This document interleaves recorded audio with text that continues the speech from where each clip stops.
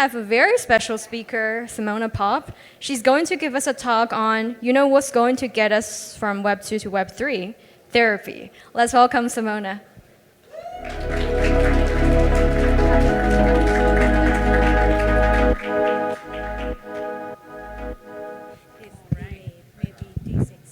Hi. Hello. Hi. Okay, so this is a super sped up version of the talk that I gave at ECC this year with slight improvements, obviously, because I wasn't going to talk to you about the same thing. These are my socials, so we can continue this conversation, because this is going to be a marathon. I talk a lot, so we're going to go a little bit over. Sorry. Okay, so what's going to get us from Web 2 to Web 3? It's clearly therapy. Here's the agenda. Like, these are all slides that you can take photos of and then read later, because I'm going to go real fast. So I tweeted this pretty much a year and a bit ago because I very deeply felt it at the time. This is after I burnt myself out and had to, like the end of 2022 at Devcon in Bogota, somebody asked me, Simona, what are you excited about next year? And I said, nothing. And so it's like, oh, damn, that's not good. And so I realized, and I used to like fool myself and say, oh yeah, I was on the brink of burnout. No, I was probably burnout for like a year and a half.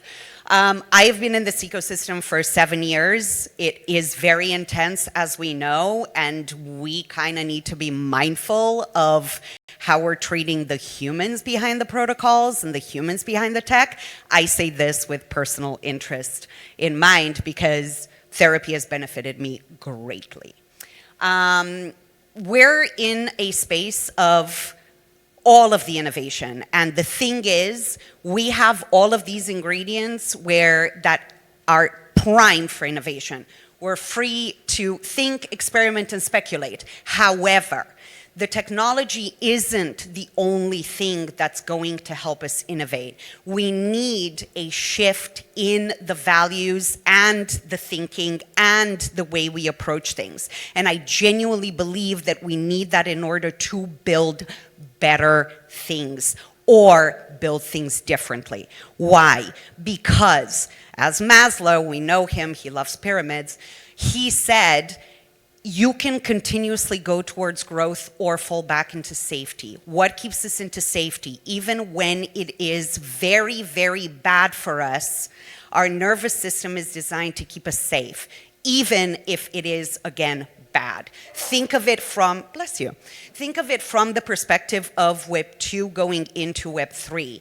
Some people, and a lot of people actually, would rather remain where they are because they're afraid to grow. Let us not be in that space and have and facilitate within ourselves and within our collective the opportunity and the way for us to continue towards growth. Again, not just technological, but also in terms of human thriving.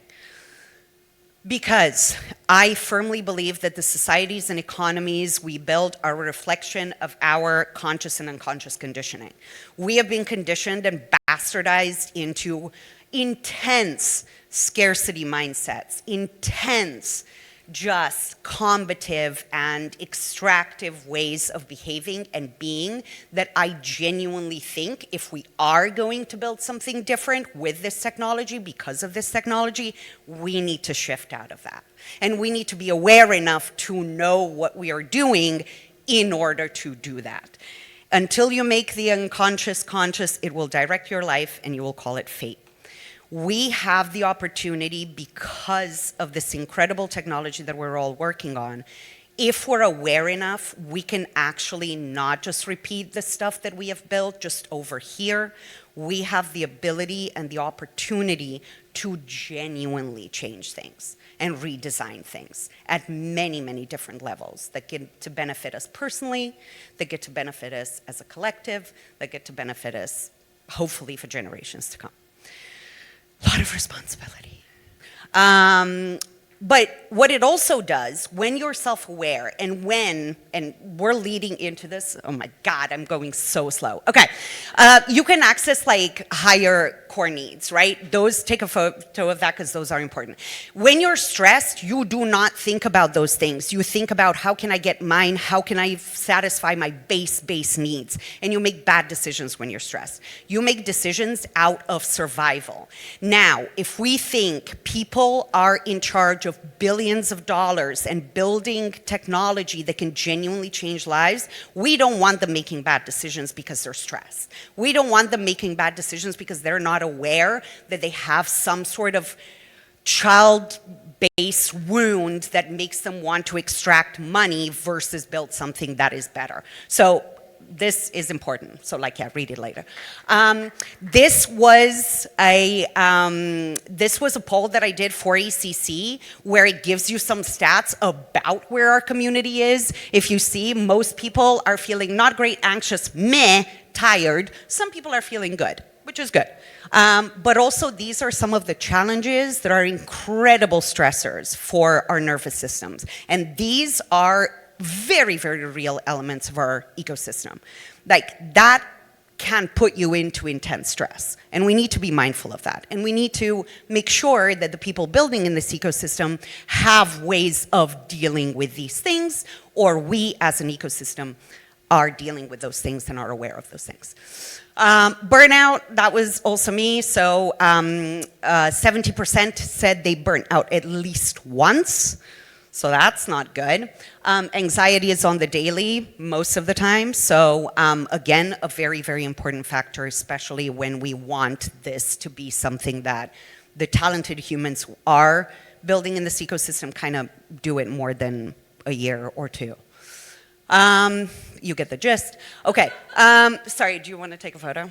I mean, do it quick, but you get it. So again, this was something that I did at ECC, and this would be the practical thing that I'm suggesting.